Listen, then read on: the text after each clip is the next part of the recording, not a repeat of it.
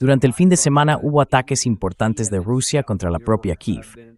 Creo que llevamos al menos 2 días seguidos con misiles Oreshnik alcanzando distintos objetivos. Hoy ha salido nueva información, hace apenas un par de horas. Rusia advierte de ataques contra centros de toma de decisiones en Ucrania. Y según este artículo, es de los medios rusos de RIA Novosti, las Fuerzas Armadas han empezado a golpear empresas del complejo militar industrial en Kiev. Incluyen lugares concretos dedicados al diseño, la producción, la programación y la preparación para el uso de drones por parte del régimen de Kiev, con la ayuda de especialistas de la OTAN encargados del suministro de componentes.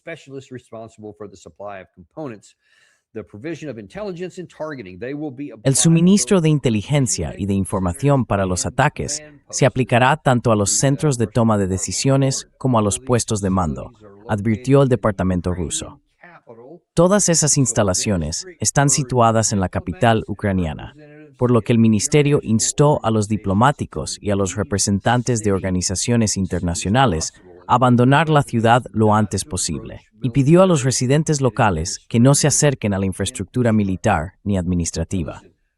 Ahora bien, escuche, el presidente Putin está sometido a una presión cada vez mayor dentro de Rusia últimamente, porque no ha conseguido cumplir ni siquiera los objetivos de la llamada Operación Militar Especial, la OME, que eran hacerse con todo el Donbass. Y ya estamos entrando en el 5º año. Así que sí, está bajo mucha presión.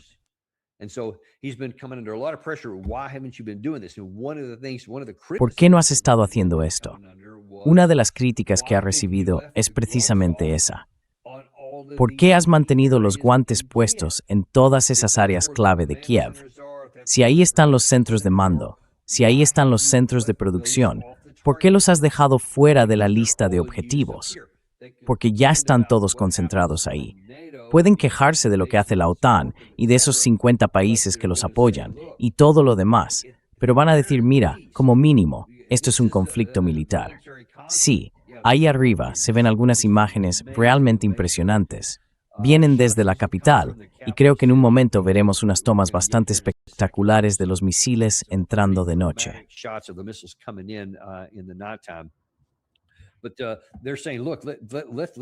Pero lo que dicen es, mirad, que esto sea el comienzo de algo, no el final de algo, porque tenemos que seguir haciéndolo. De lo contrario, no tenemos ninguna posibilidad de ganar la guerra. Y mientras tanto, en los últimos días han aparecido varios artículos en la prensa rusa abierta debatiendo sobre esta guerra. A menudo decimos, bueno, allí no hay libertad de expresión ni nada parecido, pero resulta que en realidad sí la hay. Está limitada, claro, porque si te pasas de la raya puedes acabar en la cárcel. Y muchos ya han acabado allí. Pero, por ejemplo, esta misma mañana leí en uno de sus portales de análisis militar, creo que se llama Military Review en ruso, lo vi traducido con Google Translate, que hay debates sobre los pros y los contras de continuar con esta operación militar especial o detenerla.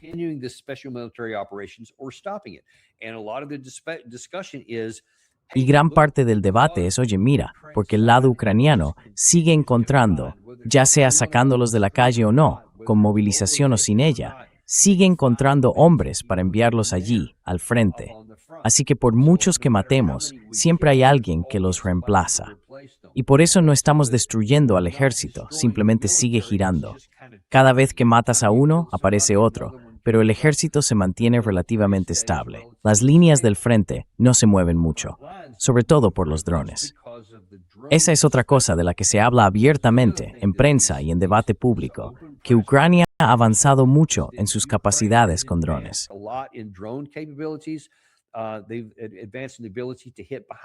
Han mejorado su capacidad para golpear detrás de las líneas rusas y lo hacen de forma más eficaz que antes, porque siguen investigando, desarrollando y creando capacidades que en algunos casos ni siquiera existían hace 6 meses. Y Rusia todavía no ha encontrado una forma de contrarrestar algunas de ellas. Hemos visto, por supuesto, algunos de esos ataques de largo alcance que han ocurrido en el interior de Rusia, pero también han sido alcanzadas las zonas operativas de retaguardia y las áreas de suministro. Por eso, muchos analistas del lado ruso dicen, mira, no hay ninguna perspectiva de que esto termine en un futuro cercano, 1 año, 2 años. Ni siquiera hay una fecha estimada de final. Y en ese sentido, no nos hacemos ningún favor. No nos ayuda a seguir luchando una operación militar especial en lugar de una guerra totalmente movilizada, si no vamos a lograr el éxito.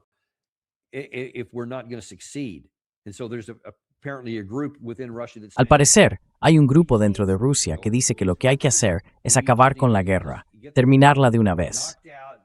No dijeron, al menos estos analistas no lo dijeron, cuáles serían las condiciones para eso.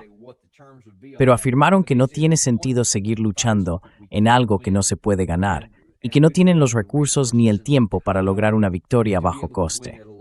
Y por supuesto, hay otros analistas que opinan justo lo contrario. Dicen, no, sí que podemos y debemos seguir avanzando. Hay que presionar más. Y uno se pregunta si eso forma parte de lo que está empezando a ocurrir ahora, al ver que ya están alcanzando esas instalaciones.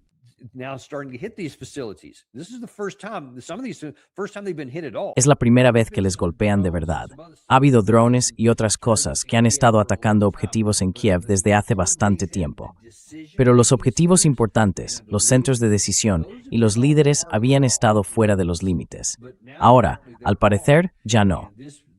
Y en este último comunicado de hoy, el Ministerio ruso dice algo así como: extranjeros, diplomáticos, todos debéis salir de Kiev, y los residentes, manteneos alejados de las instalaciones militares o de los centros de decisión, porque vamos a por ellos. Así que, presumiblemente, cuando caiga la noche, probablemente en el programa de mañana, tendremos más vídeos que mostrar sobre eso.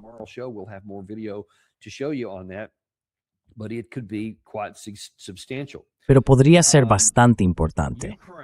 Ucrania también sí, esos son algunos de los que vimos justo ahí. Esos son algunos de los realmente impactantes de anoche.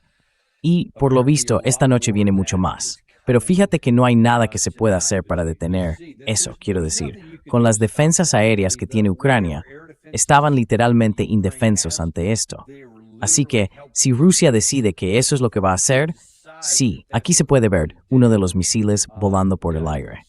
Y otro, de hecho, se ve como cae al suelo, sin nuestro intercepte. De hecho, incluso en ese caso, no se ve ni un solo misil interceptor despegando. Esto es Kiev, por el amor de Dios. No estamos hablando de una ciudad cualquiera. Es Kiev. Así que si son tan vulnerables a los misiles rusos dentro de la ciudad, imagina cómo estarán en otras zonas del frente. Rusia tiene un control muy amplio del espacio aéreo. No es un dominio total, todavía tienen algunas limitaciones, pero solo algunas. Y si miras el tipo de misiles que están usando, ahora mismo Rusia tiene claramente la ventaja. Así que pueden cumplir sus amenazas si deciden atacar centros importantes de toma de decisiones, instalaciones de misiles o fábricas clave.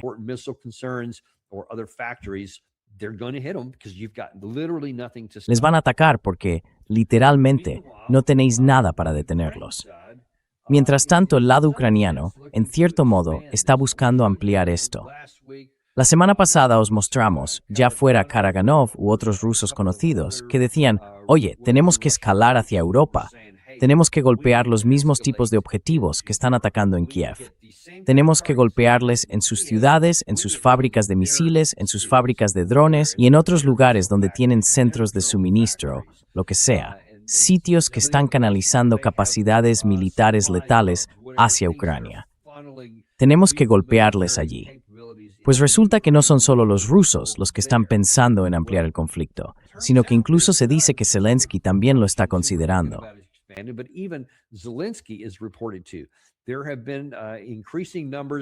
Ha habido un aumento de tropas ucranianas desplazadas al sur de Bielorrusia.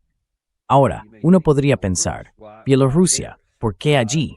Al menos por lo que yo he visto, no se ha informado de una concentración masiva de tropas rusas en Bielorrusia, como sí ocurrió cuando empezó la guerra en febrero de 2022.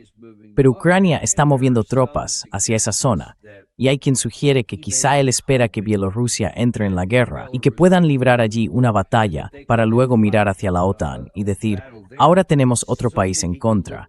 Estamos luchando en dos frentes. No podemos con esto. Necesitamos que vengáis a ayudarnos físicamente. No sé si realmente lo haría o no, pero desde luego sabemos que le encantaría. Lleva intentando conseguirlo desde que empezó la guerra, hace ya casi 2 años y medio.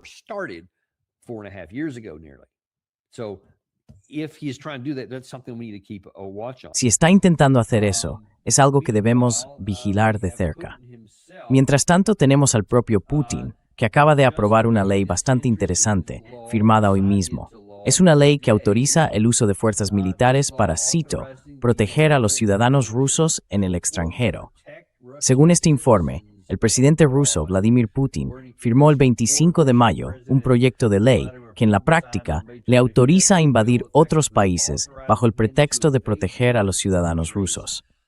La legislación, aprobada por la Duma estatal rusa el 13 de mayo, permite al presidente ordenar el envío de tropas al extranjero para proteger a ciudadanos rusos que se enfrenten a arrestos, detenciones, juicios u otras formas de persecución, reales o percibidas, por parte de otros países o tribunales internacionales. Y uno no puede evitar preguntarse, ¿por qué ahora?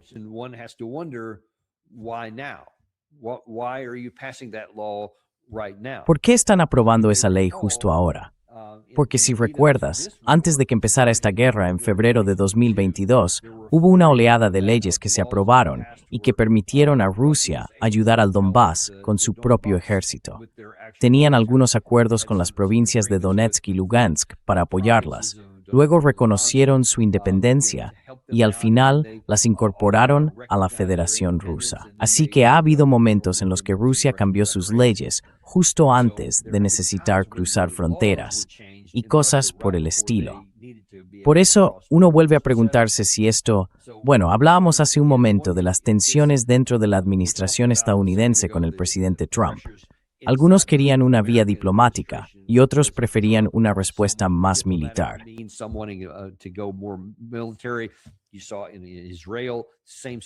Lo vimos en Israel y aquí pasa lo mismo. Está ocurriendo exactamente igual. Esta mañana hablábamos de eso en Irán, donde hay un sector más belicista y otro más diplomático que quiere destacar esa parte. En Rusia sucede algo parecido, salvo que el sector más duro está empezando a ganar terreno porque ya lo han intentado antes. Cuando ellos dicen operación militar especial, no es solo un eufemismo para que la guerra no suene tan mal. En Rusia, eso tiene implicaciones legales reales. Si lo llaman guerra, significa otras cosas, y eso les permite fijar distintos tipos de objetivos. Les da al gobierno margen para hacer más cosas. Les permite imponer una movilización forzosa. Les permite obligar a que la economía se transforme en una situación de guerra en la que ya no hay opción.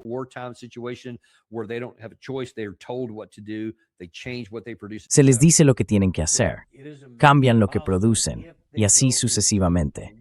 Así que sería un paso muy importante si entraran en una guerra. Si pasan de una operación militar especial a eso, implicaría un nivel de operación mucho mayor. Por eso uno se pregunta, ¿están ganando influencia quienes defienden esa idea dentro de Rusia? ¿Por qué el presidente Putin aprobó ahora esa ley que autoriza al ejército a actuar en el extranjero? Porque antes no la tenían. Si no eran atacados físicamente por otro país, según la ley rusa, no podían salir al exterior. Y por supuesto, ¿quién podría ser el primer objetivo de eso, sino los países bálticos del norte?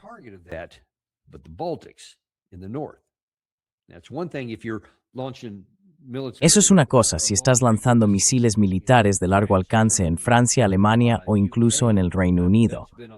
Eso ya ha estado en la lista de objetivos. De hecho, es una de las cosas que, por ejemplo, sugirió Karaganov. Pero si hablamos de las zonas bálticas, en cambio podría tratarse de una situación militar más convencional.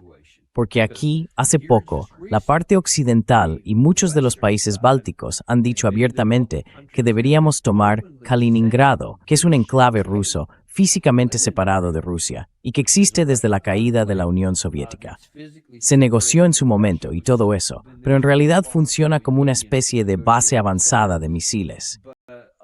Es una situación bastante peculiar.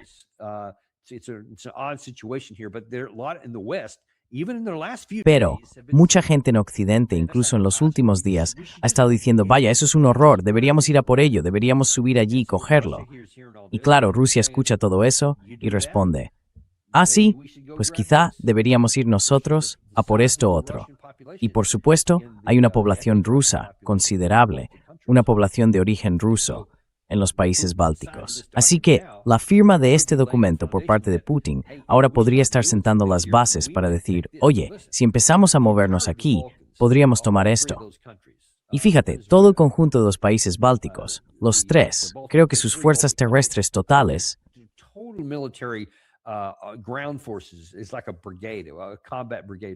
es como una brigada de combate, una brigada reforzada, algo así.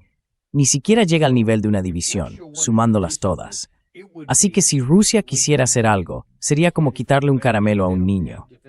Quiero decir, no tienen posiciones defensivas, no tienen industria, no tienen nada, salvo el artículo 5. Eso es a lo que se están aferrando. Y si eso es lo único a lo que se aferran, mientras permiten que su espacio aéreo sea utilizado, supuestamente por Ucrania, para entrar en el espacio aéreo ruso y lanzar ataques en el interior de su país, entonces Rusia está diciendo, ya estáis implicados. Eso es lo que llevan diciendo.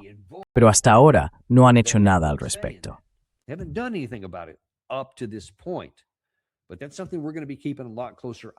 Pero eso es algo a lo que vamos a estar muy atentos, porque muchas piezas están empezando a moverse. Veremos qué pasa durante la noche. Mañana por la mañana hablaremos seguro y os daremos una actualización de lo que pueda ocurrir mientras tanto. Por ejemplo, Dmitry Medvedev ha dicho, si atacamos objetivos fuera de Rusia o si golpeamos otro tipo de cosas, incluso dentro de Ucrania, eso podría ampliar la guerra. Él lo reconoce. Pero también dice, como otros de los que hemos hablado últimamente, que podría ser un pecado mayor no hacerlo, porque eso invitaría a más ataques. Así que según él, hay que seguir adelante y golpear aún más. Es posible, por tanto, que veamos ataques todavía mayores en los próximos días.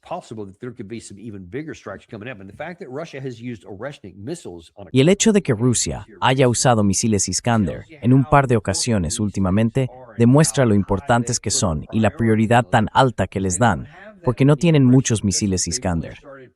Han empezado la producción hace, creo, unos 8 o 9 meses, algo así, al menos de lo que sabemos. Así que probablemente no tengan demasiados, porque es un sistema de misiles muy sofisticado y no llevan mucho tiempo fabricándolos. Por eso, seguramente no tengan muchos. Y el hecho de que ya hayan usado algunos indica que les dan una prioridad muy alta a ciertos objetivos. Veremos cómo se desarrolla todo eso, porque uno pensaría que querrían reservarlos para un posible enfrentamiento con la OTAN, ya que esos misiles pueden alcanzar objetivos a gran distancia, mientras que tienen otros sistemas que podrían usar a nivel local.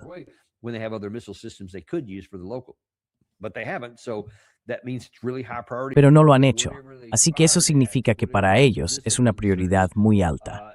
Sea lo que dispararon, esas fábricas o instalaciones relacionadas con misiles realmente quieren dejarlas fuera de combate. Así que lo analizaremos, porque si seguimos avanzando así, sin rumbo claro, acabaremos con lo que creo que John Mearsheimer llama un conflicto congelado. Es decir, un conflicto que sigue ahí, pero que no avanza. Y esa es parte de la frustración que sienten algunos en Rusia. Dicen, mira, a este ritmo no vamos a terminar esto ni en 1 ni en 2 años. ¿Y quién quiere librar una guerra interminable en la que, sean cuales sean las cifras reales de bajas rusas, se mantendrán así?